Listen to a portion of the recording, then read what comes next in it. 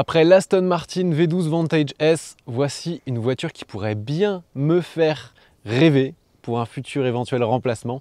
Aujourd'hui, je vous présente, avec quand même un peu de fierté, on va en reparler, la nouvelle voiture de Seb, l'incroyable Ferrari 458 Spider.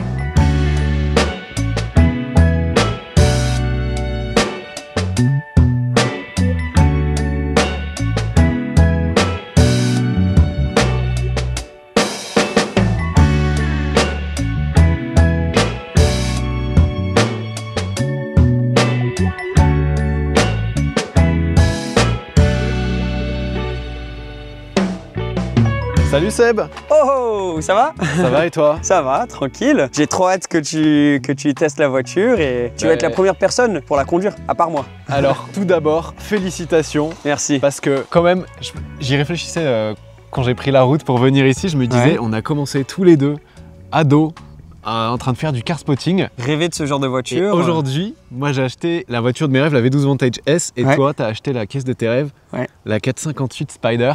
Donc franchement, on en arrive là, ça fait plaisir, en partie grâce à vous. Alors, un grand merci pour votre support sur les réseaux sociaux divers et variés. Et sans plus tarder, on va présenter cette nouvelle voiture. J'ai trop hâte, je veux tout te montrer, tout te raconter, l'histoire derrière la voiture, les changements qui vont venir. Ben, nous, tu sais, on est amis depuis tellement longtemps. Et donc, de partager ces moments avec tes potes quand tu as une nouvelle voiture, je pense que c'est limite 50% de l'expérience d'avoir une nouvelle voiture, quoi. Moi, je trouve que un des plus grands plaisirs dans les voitures, c'est d'emmener quelqu'un et de partager ce moment. Exactement. Allez, bon, du coup, 458 Spider, version décapotable de la 458 Italia, qui était une révolution. Total, ouais.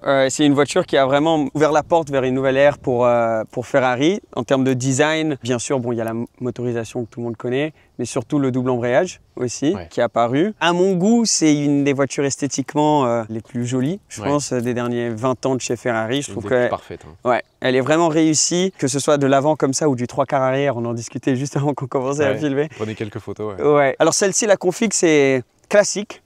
Rosso Corsa, elle n'a pas de carbone à l'extérieur. Elle a ces jantes-là, je crois que c'est les jantes standards. Les jantes stock? Ouais, les jantes stock, c'est pas une option. Jantes à 5 bâtons un petit peu en étoile. Au début, j'étais moins fan, honnêtement, quand je les voyais, mais maintenant que je m'y suis habitué, et le plus que je les vois, j'aime beaucoup ce design de jantes. C'est une couleur, c'est pas totalement diamanté, c'est un peu titane, un peu gris titane. Gros frein céramique derrière, c'était de série sur la 458 je crois. Exactement, c'est une des premières parce que sur la 430 c'était pas encore de série, sur la Scuderia c'était de série, mais sur la 458 aussi ils ont amené ça. Donc très beau, alors il y a les étriers ils sont noirs, mais tu vois avec tous les produits nettoyants de jantes, le noir il est devenu un peu gris mat. Ouais, donc ça c'est pas très joli, ça c'est une chose, on va parler un peu de tout le projet. Que tu veux faire sur la voiture. Parce que c'est une voiture que j'ai un peu pris presque par surprise, quoi, parce que j'ai eu la chance de pouvoir l'avoir à un bon prix au bon moment. Elle a un super... elle était dans ta shortlist, mais... Elle était dans ma shortlist de rêve et l'offre est arrivée. Et je me suis dit, bon, si tu fonces pas maintenant, c'est une voiture qui monte en côte, donc après ça sera peut-être plus possible. En plus, celle-là, elle a été toujours révisée chez Ferrari tous les ans. Elle a un super historique et vraiment, elle est dans cette config classique. Donc, elle était parfaite. Pour moi, à ce moment-là, c'est exactement ce qu'il me fallait. Du coup, juste qu'on parle quand même forcément un tout petit peu argent juste avant, sans forcément parler du prix. Parce que si un jour, comme toi, comme moi, on veut revendre nos voitures, c'est toujours un truc un peu délicat. Mais une 458 Spider, ça se trouve avec une config sympa et pas 100 000 bornes à partir de 200 000 €. C'est très dur d'en trouver sur le marché en dessous, et en dessous, elles vont avoir plus de bornes. Exactement. Ou peut-être des soucis, je sais pas. Et franchement, 200 000 €, c'est celles qui ont vraiment beaucoup de bornes, qui ont peut-être été accidentées, etc. Donc c'est plus 210, je dirais, c'est où ça commence à être les voitures intéressantes. Voilà, donc pour vous donner une ordre d'idée du budget pour une 458 Spider. Exact. Parce que une 458 coupée, t'en trouves à partir de 150. Ouais. Encore une fois, 160 ou 170, Mais tu commences, donc il y a une grosse différence quand même. Ils en ont produit moins en Spider. Et enfin, pour moi, c'est aussi la première qu'ils avaient fait le toit en dur. Sur un V8 arrière. Sur un V8 arrière. Tu as ce truc où tu peux baisser la vitre arrière, même quand tu as le toit.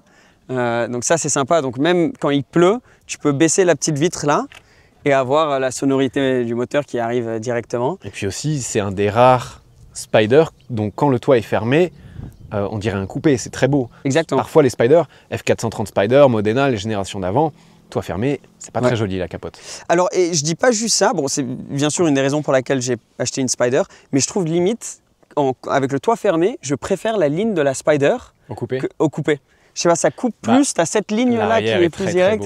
L'arrière comme ça, je préfère ça à la ligne… Sur le coupé, c'est vrai qu'il n'y a pas ce double bossage. Exact. On a le toit puis le capot moteur. Là, le moteur, il n'est pas visible. Non, il est complètement caché. Mais tu as ce double bossage. C'est vrai que le 3/4 arrière, là. Ouais, le 3/4 arrière, il est magnifique. Regarde, le moteur, il est complètement caché tout à l'intérieur. Il est tout au fond là-bas. Ouais. Tout derrière. Ça, c'est dommage, comparé à la coupée, où la coupée, tu vois beaucoup plus. Mais ce 3/4 arrière, donc elle n'a pas ce qu'on appelle la grille challenge, où là, tu peux avoir du carbone. Donc, elle n'a pas de carbone extérieur. Après, on en discutait juste avant, Thomas, et on disait que tous les deux, on aime bien cette ligne un peu pure derrière, sans avoir le carbone qui vient couper ici. Tout couleur carrosserie, Sur d'autres, sur la 430, je suis complètement d'accord avec toi, ce que tu disais, la 430 ou la 360. Elles étaient faites pour éventuellement recevoir une grille challenge. Je trouve joli sur ces voitures-là. Mais voilà, et après, comme tu as dit, tu as les échappements qui font penser à la F40. Ah ouais, c'était un bel hommage à la F40. Les 3 sorties comme ça, centrales. Magnifique. La petite plaque aussi, je sais pas si tu vois les chiffres, mais bon. Les chiffres, mais pas dans le bon ordre. Non, malheureusement, j'ai pas pu avoir ce qu'il fallait, mais bon. C'est comme au loto, parfois on les a, mais pas dans le bon ordre. Exactement, c'est ça. Mais bon, t'as quand même le gros lot là. J'ai quand même le gros lot, j'ai les bons chiffres, et tu sais, en soi, ils ont appelé la voiture comme ça parce que c'est un V8 de 4,5 litres, donc je me dis V8 de 4,5 litres, Ferrari. J'essaie de me le justifier. C'est vrai, non, mais c'est vrai, historiquement, les noms de Ferrari ont toujours une justification. Alors parfois, c'est complètement nul. Hein. La Ferrari, Dodici cylindrée. Il faut vraiment rentrer dans le cerveau des gens du marketing chez Ferrari pour comprendre. Là, c'était un vrai nom. F458, Ferrari. 45, c'est 4,5 litres et 8 pour 8 cylindres. V8 atmosphérique de 4,5 litres. Il y avait une logique derrière, plutôt que maintenant Amalfi, Portofino, Roma. F80, c'est très bien. F50, Enzo, la Ferrari. F80, en fait, ça suit les générations, les décennies plutôt. Et le coupé s'appelle 458 Italia et le Spider ne s'appelle pas 458 Italia Spider. Il s'appelle 458 Spider. Donc gros diffuseur aussi. Impressionnant. Il me semble que tu peux l'avoir en carbone, ce diffuseur, mais là il n'y a pas. Tu peux avoir le pack carbone, le full pack carbone extérieur. Alors l'intérieur… Tadam Ouais, voilà, classique. Surprise. Alors la chose qui surprend le plus, c'est les moquettes. La moquette rouge, ouais. Ouais, la moquette rouge. Après, tu as les surpiqûres rouges. Siège confort sur piqûre rouge. Avec les siège confort sur piqûre rouge, ouais. La moquette rouge, en vrai, quand tu m'as dit j'ai la moquette rouge, je me dis oula. Et en vrai, ça fait une sorte de continuité avec la peinture. Ouais. Je sais pas si ça se voit bien sur la caméra. Moi, j'ai eu la même réaction que toi. Si mal. Au début, comme pour les jantes, j'étais moins fan. Et le plus que je la vois, je kiffe la moquette rouge. Mais bon, il y a des changements que j'aimerais faire à cet intérieur. Je ne sais pas si ça va être possible, parce qu'il y a quand même la question de budget, on verra. Mais comme tu peux voir, elle n'a pas de carbone à l'intérieur. Et le carbone intérieur, c'est quelque chose que j'aimerais bien avoir potentiellement un jour, encore plus que le carbone extérieur. Donc tu peux avoir le carbone ici. Ouais, sur la console centrale. Ouais, tout ça. Alors ça peut coûter très cher parce que tu as tous les boutons et tout. Le volant, quand tu as le volant carbone, tu as aussi les LED qui se mettent ici. Ouais. Les palettes aussi peut-être. Ouais, les palettes et le driver zone. Donc ça veut dire tout ça. L'entourage du compteur. Ouais, je vais venir de l'autre côté parce que j'ai vu en faisant les petits plans qu'elle avait le fond de compteur jaune. Oui. Détail très sympa. Parce qu'aujourd'hui tu peux choisir maintenant que c'est digital. C'est ça. Mais avant il fallait payer l'option. Pour avoir un fond de compteur qui je ne savais même pas, tu me l'apprends. Ah donc ça c'est une option qui avait… D'origine c'est noir, après tu peux avoir blanc, rouge ou jaune. Ok, bah voilà, là en jaune, ça c'est sympa. C'est ça le fond de compteur dont on parle, très joli. Fond de compteur central, contour évidemment. Volant qui était révolutionnaire aussi, cette génération où tous les boutons sont sur le volant, on n'a pas de commodo. Exactement. Derrière. Les clignotants, le magnétino, le bouton des suspensions et surtout le magnifique bouton Engine Start. Et c'est des boutons. Et c'est des vrais boutons. C'est pas un écran avec un truc dessus. On a eu le droit depuis à toute une génération, même 2 générations de voitures avec des boutons tactiles et aussi un bouton start qui était tactile, horrible. Et là, ils sont revenus sur la Amalfi. Heureusement. Avec un vrai bouton start comme ça, c'est génial. Ils ont enfin entendu les critiques. Ça, c'était triste. Et je me demande si dans le futur, les voitures de la génération bouton start tactile ça n'aura pas un effet sur la cote, que ce sera des voitures moins recherchées à cause de ça. Mais ce volant, je me rappelle quand c'est sorti, ça a vraiment fait polémique avec les clignots sur le volant et tout. Mais maintenant, franchement, une fois que tu t'y habitues un peu, c'est génial. C'est juste un coup à prendre. Ouais, tu as tout à portée de main et tu as ce magique bouton Bumpy Road, donc pour la suspension, que dès que tu rentres, le premier truc que tu fais, c'est que tu appuies sur ça et comme ça, la suspension est un peu plus souple. Ah ouais, niveau juste hauteur de suspension, la voiture, elle passe partout ou elle frotte Non, elle passe partout. Elle n'a pas le lift, celle-ci. C'était en option? C'était en option, ouais. C'était en option, il y a un petit bouton dans la console centrale pour le lift. Mais non, elle n'a pas. Donc tu vois, les Ferrari, souvent, tu as une grosse... une hauteur de caisse. Oui, hauteur de caisse. Et donc un gros gap entre le pneu et la carrosserie. Donc on dirait que le lift, il est levé. Et pareil, je vais pas te mentir, c'est un truc que ça me gêne un petit peu. Enfin, pas ça me gêne, mais... Je trouve que c'est pas le truc esthétiquement, c'est pas le plus beau. Elle serait plus belle, plus basse. J'aimerais la rabaisser, mais du coup après elle passe plus partout. Et pour rentrer chez moi, enfin t'es venu, t'as quand même un. Les parkings quoi. Ouais, c'est un parking. Donc est-ce que ensuite je mets des plus grosses jantes et après ça remplit un peu plus le passage rouge? Je sais pas, à voir. Il y a aussi ce truc là, je sais pas ce que c'est. C'est un je sais pas, un badge sur le côté. Il y a des deux côtés. C'est collé, ouais, c'est collé. J'ai un peu peur de l'enlever. Je vais l'enlever un jour. Enfin, je vais la laisser à quelqu'un pour l'enlever et voir. Je sais pas si je vais la laisser de cette couleur. Je vais repeindre le capot parce qu'elle a quelques petits pocs. Petits impacts, mais ça c'est normal. Donc ça je vais le repeindre, mais je me demande si je la laisse de cette couleur, si je fais un covering, je la mets d'une autre couleur. Donnez-nous vos idées dans les commentaires. Voilà, ça sera à voir. J'ai plein d'idées, mais bon. Au début, je voulais absolument faire un noir ou genre un British Racing Green ou je sais pas, quelque chose du genre. Pareil, encore une fois, c'est comme les jantes et les moquettes. Le plus de temps que je passe avec, le plus je la kiffe comme ça. Mais les choses que j'aimerais bien si j'y arrive, ça serait vraiment le carbone intérieur et je kifferais avoir les baquets. Les sièges baquets. Les sièges baquets en carbone à l'intérieur aussi. C'est quoi, c'est les sièges Daytona, c'est ça? Non, c'est juste Sport Buckets. Okay. C'est Après, tu peux les avoir avec les inserts Daytona, il me semble. Ça, à la limite, c'est juste, moi, je veux ces sièges-là parce que c'est les mêmes que j'avais dans la Scuderia, sauf en cuir maintenant. Je les ai adorés dans la Scuderia. Ils sont confortables, ils sont super beaux. Mais surtout que je trouve que sur la Spider, quand tu enlèves le toit, tu vois beaucoup les sièges. Tu vois, ça devient vraiment quelque chose dans l'esthétique de la voiture. Bon, ceux-là sont très beaux parce que tu as quand même les options des surpiqûres. Mais quand tu as les baquets avec les mêmes surpiqûres, ça serait encore plus stylé. Donc à voir, et tout ça, j'ai envie de le faire genuine avec Ferrari, bien sûr, et tout ça. Donc il faut juste voir si c'est possible. Une autre option dont on n'a pas parlé, c'est le Cavallino. Le Cavallino? Ouais, mais il y a un nom, bref, ça c'est une option. Et apparemment très très recherché. Toutes les 458 n'ont pas un badge sur l'aile avant. Non, et même avant, il me semble je crois que c'est la première où ils ont commencé à faire ça. Sur les 430, les 360 et tout, tu pouvais juste coller le badge. Donc c'était impossible de savoir en vrai si elle avait l'option ou pas. Mais maintenant, si tu regardes, c'est dans la carrosserie.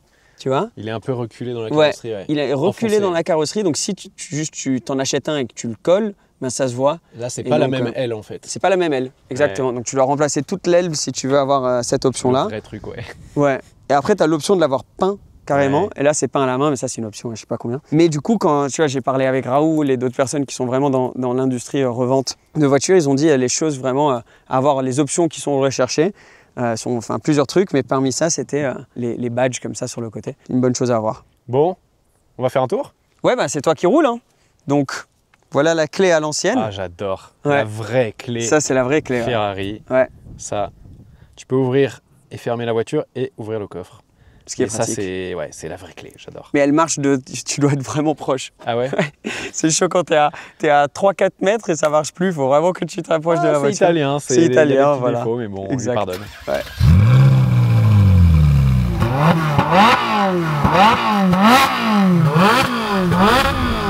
Bon, nous voici à bord de cette magnifique 458 Spider. Ouais, welcome. Ça me fait bizarre d'être de ce côté-là. Et on est en train de cramer là. Hein. On est en train de cramer, il fait tellement chaud. Petit truc dont on n'a pas parlé, il y a la télécommande des valves sur cette voiture. Donc quand c'est fermé, ça s'ouvre à un certain régime, mais on va s'élancer avec les valves fermées. Vas-y.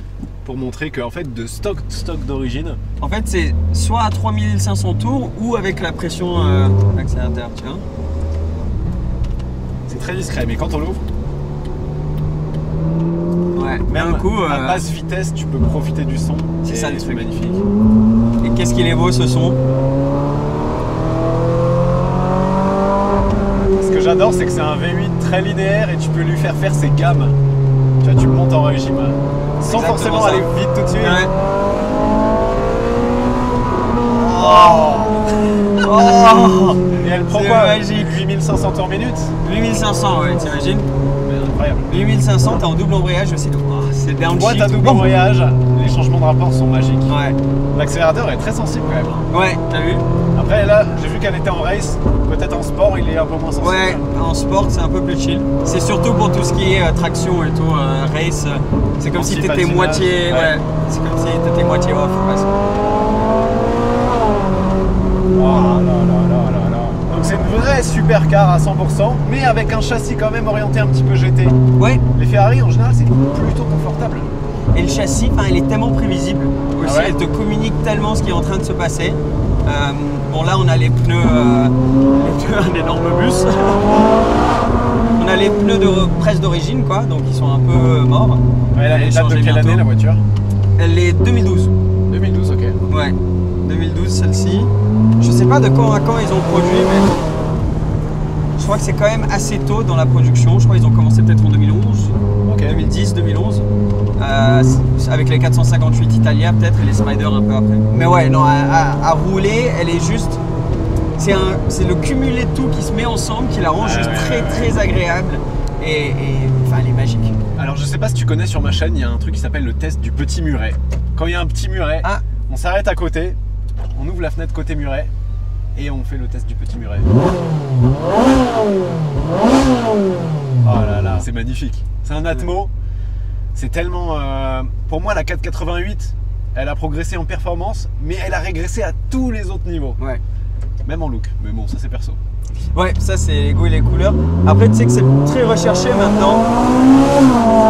Oh là là. Une belle 488 ou une F8 aussi, vu que maintenant c'est passé en V6 hybride. Elles remontent en cote, les 488 et les F8. Okay. Surtout les F8 parce qu'elles sont très rares, ils en ont pas produit beaucoup. Mais après ça, c'est quand même le dernier V8 Atmo. Ah, il y a les falaises là. Oh. C'est incroyable. Une tonne. Ah ouais, t'as vu, ça marche hein. 570 chevaux. 570 chevaux, elle est légère la voiture aussi. Ouais, elle est légère. Oh, t'es en propulsion bien sûr. Propu, faut faire attention, surtout avec des pneus un petit peu usés. Ouais. La direction est sympa. La direction est très cool, ouais. Je pense que dans cette ère, c'était quand même mieux sur la 12C, qui était la compétition de chez McLaren quand elle est sortie. Au niveau de la direction, ouais. La 12C est quand même vraiment impressionnante à ce niveau-là. Et c'est là où d'avoir la Spider aussi. Ça change. Parce que quand je la roule avec le capot fermé, la différence c'est un truc de fou. Ah oui. Vraiment, t'as l'impression que c'est plus que 50% du bruit qui disparaît. Elle fait un son quand tu lâches les gaz et quand tu les reprends. Ouais, c'est ça. Incroyable. Cette voiture, toit ouvert, sur ces routes, elle est faite pour ça. Enfin, c'est incroyable. Et même juste le gabarit, le tout de la voiture. Elle est un petit peu intimidante en largeur quand tu montes dedans. Les rétros surtout, ils sortent beaucoup. T'as envie de faire que jouer de la boîte de vitesse. Ah ouais, c'est un instrument. T'en avais déjà roulé? Je t'ai pas demandé avant. J'ai déjà fait un tour dedans, et roulé, je crois pas. J'avais une spéciale plusieurs fois, mais 458 Spider, non. Ouais, parce que tu... Si, pardon, si. Ah oui, j'ai une bêtise, on avait fait une vidéo avec. Ok. Mais ouais, il y a longtemps. Ça te remet le... Parce que tu m'as dit que c'était une de tes voitures de rêve. Est-ce qu'en la roulant, ça le devient encore plus, ou est-ce que c'est pas autant que ce que tu pensais? Non, en vrai, je trouve que c'est nul comme caisse. Non, franchement, oui, parce que je sais tout sur la voiture, tu vois. Le produit, il est rare, on n'en fait plus aujourd'hui des comme ça. Et c'est tout ce que j'aime, moi. T'as un moteur Atmo, même si j'adore les moteurs turbo. T'as un moteur Atmo qui chante. La voiture, elle est magnifique. Pour moi, c'est une des plus belles Ferrari de cette génération. C'est classe. Je la préfère largement à une F8 ou une 488. Ok. Et t'as le V8 Atmo, quoi. Il n'y a plus aucune voiture qui fait ça. Ouais. C'est pas juste le volume, c'est la qualité. La qualité du son. Il y a un opéra derrière. Les freins céramiques, une fois qu'ils sont chauds, Ouais, ça marche après. Bien doser le freinage. Ouais. La direction, elle est précise. Ah, écoutez ça.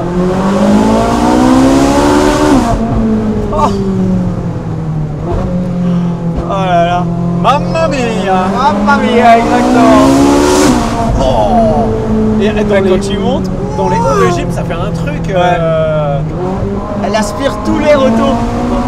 Ouais, c'est magnifique. Et la boîte, elle est instantanée. Tu dis 2012, t'imagines? Ah ouais. Pour l'instant, le seul petit reproche que je pourrais faire, c'est que je trouve le volant un peu grand. Ouais. Un peu grand, t'as les mains un peu écartées. Ouais. Il est très bien, la direction est parfaite, mais il est grand. Ouais. Ouais, j'y avais pas pensé, mais c'est pas un défaut, c'est plus personnel. Ouais. Sur la Stone, c'est beaucoup plus petit. Ouais. Il est un peu plus. Tu verras. Ouais. Je sais pas si. Peut-être tu as vu si la vidéo est sortie avant. Ouais. Mais évidemment, oui. Vous comprenez maintenant qu'on va tourner la vidéo sur mon Aston. Exact. On va switcher les rôles après.